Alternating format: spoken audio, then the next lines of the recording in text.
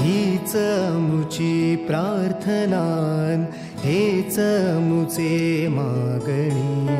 हीच मुची प्रार्थनान, हेच मुचे मागणी। माणसाने माणसाशी माणसासम वागणे।